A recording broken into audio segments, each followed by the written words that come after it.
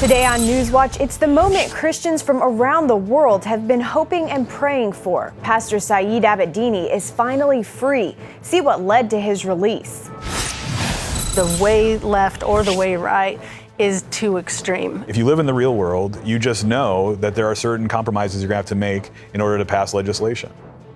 Plus, could we be on the cusp of a great abortion compromise? Find out when we return. And a journey of hope. How churches are training members to minister to their brothers and sisters fighting cancer.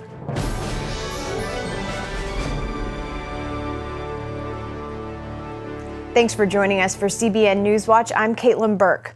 5 Americans who were held hostage by the Iranian government are free. Among those released is Pastor Saeed Abedini, arrested nearly 4 years ago for his work among Iran's house churches. Iran agreed to release the men in exchange for several Iranians being held in the U.S. The prisoner swap happened the same day as U.S. and EU countries lifted decades-long sanctions against the Islamic regime. George Thomas has the details.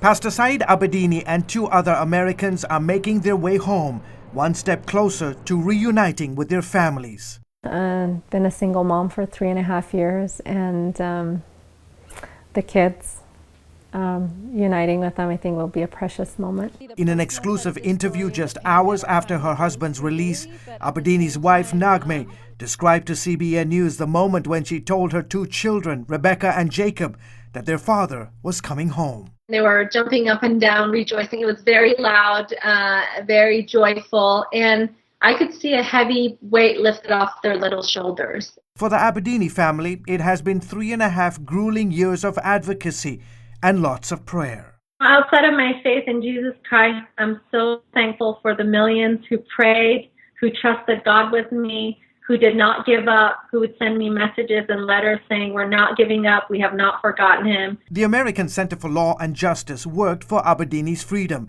ACLJ Chief Counsel Jay Sekulow called his release a God moment. Because as much as our lawyers work really hard and our teams around the globe work really hard, there were, as you said, George, millions of people praying from probably as many languages as there are people groups. And those prayers were answered. God supernaturally intervened, and we have the release of the Americans. The dramatic events happened over the weekend when Iran agreed to free 5 American hostages in exchange for several Iranians accused or convicted of violating U.S. sanctions. In a reciprocal humanitarian gesture, 6 Iranian Americans and 1 Iranian serving sentences or awaiting trial in the United States are being granted clemency. Within hours of the prisoner swap, Iran joined the global economy for the first time in decades after the U.S. and EU agreed to lift sanctions following confirmation that the regime had kept its part of a nuclear deal signed last year. Although the president did impose some new sanctions because of Iran's recent missile tests, but he praised the prisoner exchange. And perhaps most important of all, we've achieved this historic progress through diplomacy, without resorting to another war in the Middle East. The freed Americans include Washington Post reporter Jason Razian, former U.S. Marine Amir Hekmati, Nosratullah Khosravi, and Matthew Trevithick. We are just enormously grateful to everybody in the government. Not among those coming home is former FBI agent Robert Levinson, who disappeared in Iran in 2007. His family posted this statement on Facebook: "We are happy for the other families, but once again, Bob Levinson has been left behind. We are devastated." Abedini, Razian, and Hekmati are now at a U.S. military hospital in Germany, undergoing medical checkups before making the final journey home. George Thomas, CBN News. Following the lifting of sanctions on Iran over the weekend, Israeli Prime Minister Benjamin Netanyahu says the issue is still the same. Iran must not be allowed to get nuclear weapons. Foreign Ministry spokesperson Emmanuel Nashon told CBN News the most important thing at this point is not to trust Iran. The whole international community will have to be extremely watchful and extremely vigilant, because we cannot trust Iran to fully implement the agreement. And even if they do implement the agreement, one has to remember that it is limited in time. It is limited to 10 or 15 years. Nashon noted that besides its nuclear weapons pursuit, Iran is engaged in subversive activities all over the Middle East. In the meantime, Nashon says Israel will have to live with the deal, even though the potential for danger is huge. A terrorist attack in Burkina Faso over the weekend killed 28 people, including an American missionary. Mike Rittering was in the capital of that West African nation to pick up a team of missionaries visiting from the U.S. He had stopped at a cafe when an al-Qaeda-linked terrorist group stormed in and started shooting. Mike was killed. He and his wife Amy moved to Burkina Faso 5 years ago to run an orphanage and a women's crisis pregnancy center. We feel that Mike was a modern-day martyr who lost his life doing the work of Jesus, doing what he felt like God had called him to do. And we will greatly miss him. Mike was not only one of our missionaries, he was not only a church member, but Mike was my friend and my good friend. An Australian missionary couple who run a medical clinic in Burkina Faso was also kidnapped. The pair is in their 80s and their whereabouts are currently still unknown. Several Americans are missing in Baghdad. Local media reported that militias kidnapped 3 Americans over the weekend. The U.S. Embassy confirms they're missing, and it's working with Iraqi authorities to find them. The news comes as the security situation in Baghdad seems to be slipping. More than 50 people died in attacks in the capital and nearby areas in the past week. Baghdad has been mostly calm for months. A Palestinian terrorist stabbed a 38-year-old Israeli mother to death in her home near Hebron this weekend in front of her teenage daughter. In a separate incident today, a Palestinian stabbed a pregnant Israeli woman in the Judean community of Tikeo.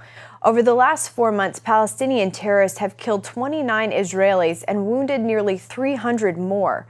As Chris Mitchell reports, an anxious public is wondering what's behind these attacks. Throughout this wave of terror, security camera footage has documented the way Palestinians have attacked Israelis.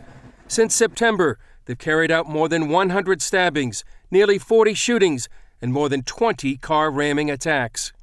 One way to protect people from the cars is these concrete-filled posts placed around bus stops like this one. Many wonder what's behind these indiscriminate attacks. One Israeli expert believes she knows what's behind the madness. Anat Burko is a criminologist, a lieutenant colonel in the reserves, and a member of Israel's Knesset. She spent years interviewing Palestinians, many of them women, who carried out terror attacks. While many blame what they call the oppression of Israel's occupation, Burko says it's often much more personal. I found in many cases that it was something that women tried to escape from imposed marriage, incest, or problems inside the family, or try to just escape from the house. And many of them, I interviewed many women, and they told me we have much more freedom in the Israeli prison than in our houses. Burko says the Islamic promise of paradise often drives these attacks. It's to go to a place that is much better, Jannah. Jannah, which means paradise. It's like for the males, they'll have the 72 virgins. For the girls, she cannot say, as they told me, I cannot say, I want to have sex. So they are speaking about to be one of the virgins, and if she was married, she'll meet her husband. If he was an abusive husband, he will go to Jahannam, to hell, and she'll go to paradise. Burko sees a common thread in the terror attacks in Israel and the recent ones in San Bernardino, Paris, and Philadelphia. But there is a problem right now that the West face, and they don't want to admit it, that there is something in this collective. I call it in my book, Shahada Mania.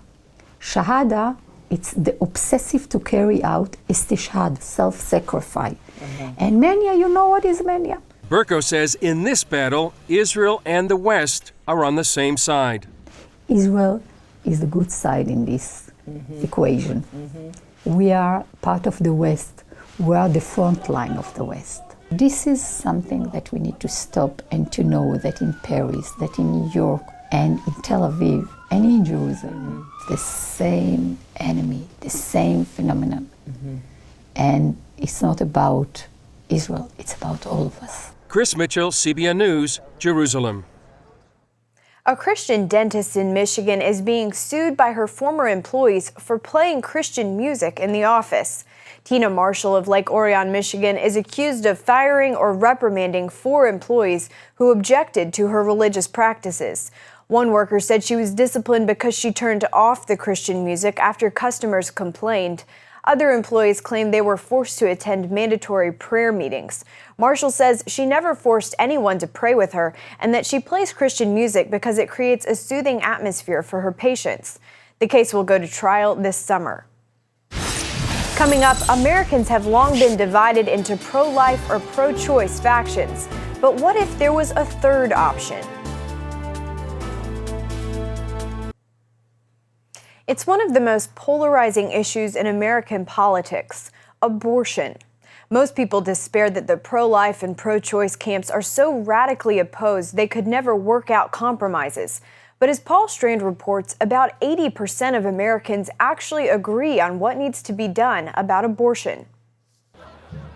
When it comes to how Americans feel about abortions, the numbers aren't even close, especially on extreme positions. Only about 10% feel so strongly about life that they'd ban them all. On the other end of the spectrum, only 10% refuse any restrictions on the practice. Meanwhile, polls show some 80% are of a mind that's likely to agree to pursue compromises that could reduce abortions.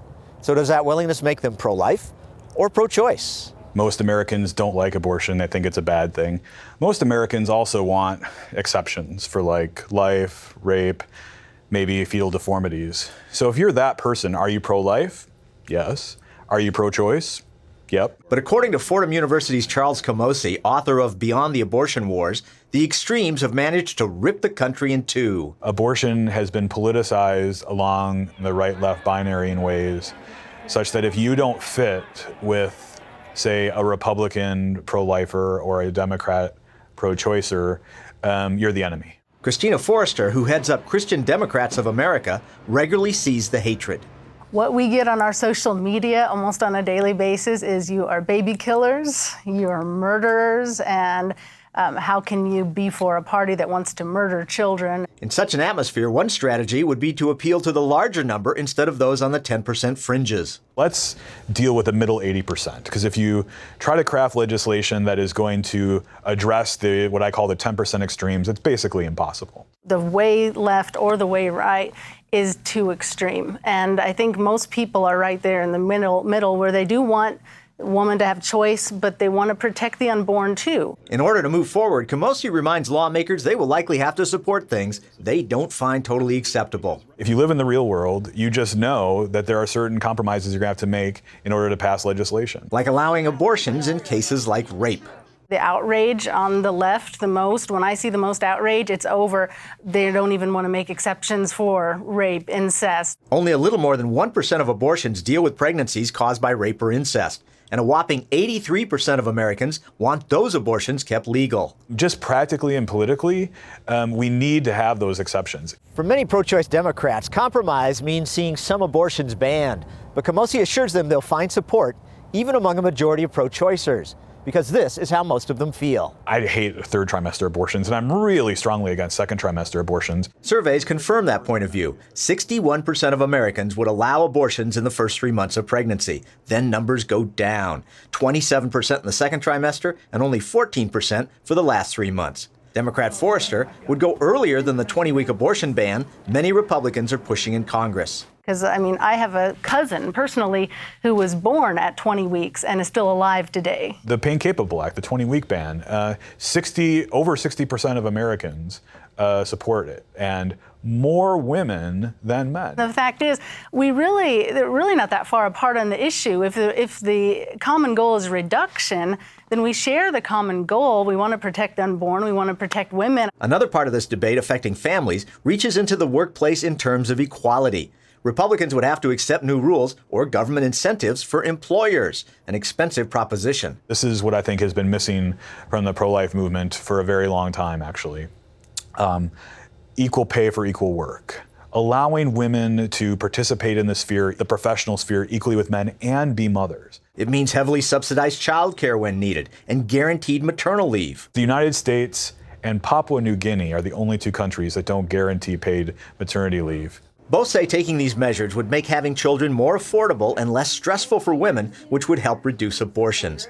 This could also help if and when future abortion restrictions make it to the Supreme Court. In the past, justices have ruled such bans unconstitutional because they place undue burdens on women. One of the #1 reasons a majority of women cite that they've had an abortion is economic in nature. Right now, what we have is a workforce that essentially asks women to pretend that they're men, right, and can't get pregnant.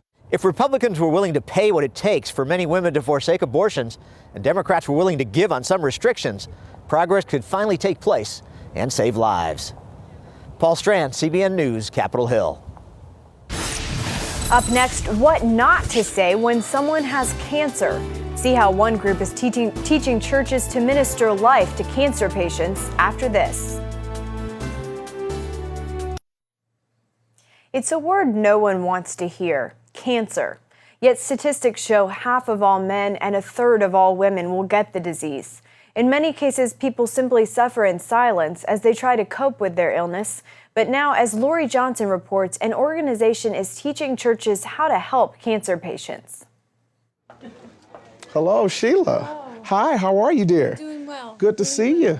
After years of counseling cancer patients, Reverend Percy McCrae knows they bear a burden unlike people fighting other illnesses. Psychologically and emotionally, cancer patients, particularly people of faith, are struggling with their faith at that point. What did I do wrong? Is there something that I did that caused God to punish me? Thanks to his training, Reverend McCrae knows the importance of encouragement. Then one conversation helped him realize others need to learn these skills too. The patient shared with me that they were impacted more by the pastoral care support that they received at the bedside of our hospital than they did at their local church. Typically, churches are very effective when it comes to helping people with all kinds of problems like financial or marital, but often fall short when it comes to dealing with health care issues. Especially cancer. And therefore, they really struggle with what do I say, when do I say it, how do I say it? And so what happens, one of the #1 dynamics that takes place with the cancer patient and their caregiver is that they begin to feel a sense of isolation and that people begin to avoid them altogether. To bridge this gap, Reverend McCrae and his associates at the Cancer Treatment Centers of America approached churches about teaching their members how to minister to their brothers and sisters with cancer. It's called Our Journey of Hope. Cancer Treatment Centers of America offers free training for 2 people from a church who use what they learn here to raise up cancer ministries in their home congregations. Participants learn the basics of the disease and treatments in order to focus on what it's like for the patient. An added incentive for churches, the training, food, lodging, even the course materials are all free. We did not want to limit the ability to have the average church receive this training because of lack of resources. LaWanda Long attended the seminar years ago and now passes on what she learned to volunteers at Atlanta's Enon Baptist Church. When we announced we were going to start this ministry, I want to say we started out with 12 to 15 folk, and all of them had a personal relationship with cancer. Either they were a cancer survivor or a caregiver of a cancer patient. She teaches volunteers 1 night a week for 8 weeks to prepare them to meet with cancer patients in their church. Sometimes people don't know what to say for those who's battling with cancer. Sometimes they may say, oh, I have a loved one who had cancer. They had that same symptom and they died. Wrong thing to say. I think the main thing we're trying to train people is to have empathy, to listen, to not try to fix it, but just to be there, to realize that God is everywhere and God will have a witness in every situation. So far, the ministry's a success. A lot of times people don't understand the impact cancer does to a family and to a person. It's more than just a physical detriment. It attacks their spirit and attacks their soul. Lisa McDermott remembers suffering through 5 months of chemotherapy for breast cancer. With me, it was strictly fatigue. I just could not get off the couch, just down. She asked the cancer ministry for help with daily needs. It makes a real difference when you're just too sick to do anything. You don't feel well, you don't want to do the dishes, you don't want to get up, you don't want, you've got groceries to get, you don't want to go drive anywhere, so it's a great ministry. Lisa dealt with one main point person who recruited others to pitch in. Everything makes a difference. People, phone calls, cards, letters, just to know that people are thinking about me, praying for me, caring about me. The cancer ministry made such an impression that Lisa wanted to get the training. We put packages together for everyone that we find out about, that's referred to us, care packages for them all. I got one too. It was very, very nice. All kinds of things in the little care package, books and journals and socks to keep warm and just hats, all kinds of things, just beautiful things, jewelry. As Nefertiti Dixon's mother fought ovarian and colon cancer, the ministry stepped in. Oh goodness, words can't explain. They were awesome. Just when you think you're by yourself, you're not. Although her mom lost her fight, the cancer ministry made those final days easier. Helping just around the house, food, things that my mom needs. She would need errands ran, medicine. Sometimes she just wanted to have someone to sit with her and talk, just companionship. They also helped Nefertiti, who, as a working mom with 2 children, became overwhelmed with the pressure of caring for her sick mother. So while cancer will likely continue to strike far too many, churches now can choose to help those dealing with the disease. Lori Johnson, CBN News. Operation Blessing has helped restore hope to a young girl in the Dominican Republic. 10-year-old Dahlia used to get headaches that were so bad she could no longer go to school. Her parents also noticed that she was unusually forgetful at times. Dahlia was diagnosed with a brain tumor the size of an orange. Her parents thought she was going to die because they couldn't afford the operation. But Operation Blessing covered all costs of surgery. The tumor turned out to be benign, and Dahlia will soon be able to go back to school.